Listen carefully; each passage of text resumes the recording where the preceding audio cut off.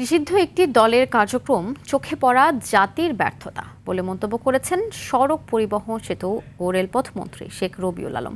বলেন, জনগণের বিপক্ষে গিয়ে কার্যক্রম পরিচালনা করায় একটি রাজনৈতিক দল পরিত্যক্ত, জনগণ কর্তৃক বর্জিত এবং সর্বশেষ নিষিদ্ধ হয়েছে।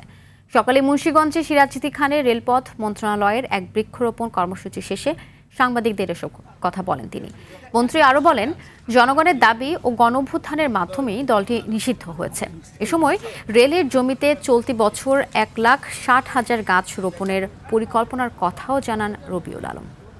একটা নির্দিষ্ট সংগঠনের তৎপরতা যদি চোখে পড়ে, এটা জাতির ব্যর্থতা। একসময় একটা রাজনৈতিক দল ছিল এবং জন আকাঙ্ক্ষা এবং জনগণের প্রতিপক্ষ হয়ে ফাংশন করতে গিয়ে আজকে পরিত্যক্ত, জনগণ কর্তৃক বর্জিত, সর্বশেষ নিষিদ্ধ। তো নিষিদ্ধ মানে নিষিদ্ধই, এবং জাতি নিষিদ্ধ হওয়ার জন্য গণ অভ্যুত্থান করেছে, দেশ থেকে ভেগে যেতে বাধ্য করেছে।